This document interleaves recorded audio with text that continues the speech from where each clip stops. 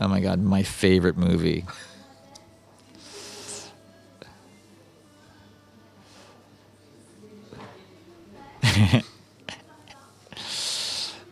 Yeah, I love this movie.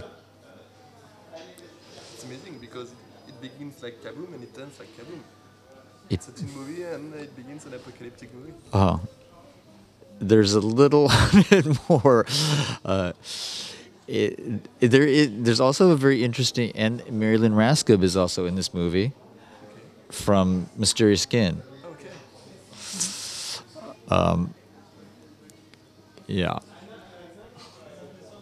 yeah, I loved. I saw this movie 3 times in the theater, so this is a very easy one for me. This girl was also in Splendor.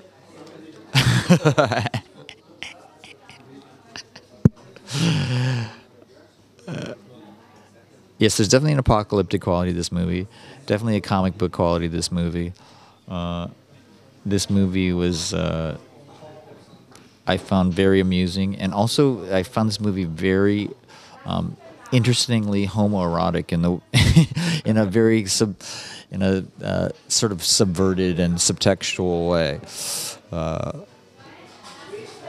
But yeah, I understand why this movie was selected.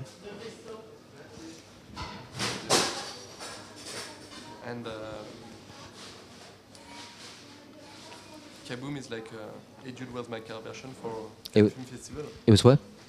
This film couldn't be in Cannes Film Festival. But yet, because I directed it, Kaboom was.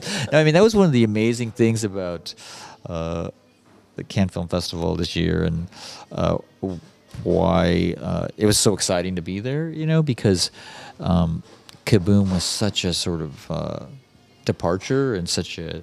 I mean, it was kind of amazing too. By the same token, because Smiley Face was in the director's fortnight, and it was sort of like, what is this stoner movie doing in the director's fortnight?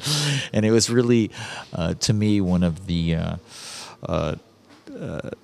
really cool things about France and France's love of the auteurs. You know what I mean? Because there's and it actually, I think, in a very I'm not being satirical right now, it relates to the original auteur theory, which was the original auteurs, the Hitchcock and the Hawks and the Ford and all these people, those films and filmmakers, as artists, were not really respected until the auteur, because they were thought to be directing these B genre movies, these westerns and these crime movies and these, film noirs or whatever, and not really recognized as artists. In the same way that making a movie like Kaboom or making a movie like Smiley Face, because they're these sort of B genres, that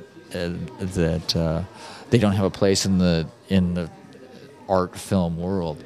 But I think that's why it was so. I think it's amazing that there's a recognition that just because something is within a certain genre doesn't necessarily negate its sort of artistic significance. And for me personally, I've always been of a mindset that I've just always felt like art movies or independent movies do not need to be painful and dry and heavy. I think that there's a ability to make art films that are sort of these sort of self-expression, sort of auteur movies, which are fun and which are energetic and which have pop culture value, and that's one of the things with Kaboom, is it was really important to make Kaboom just this fun, sexy ride, and not just this dry, boring art film.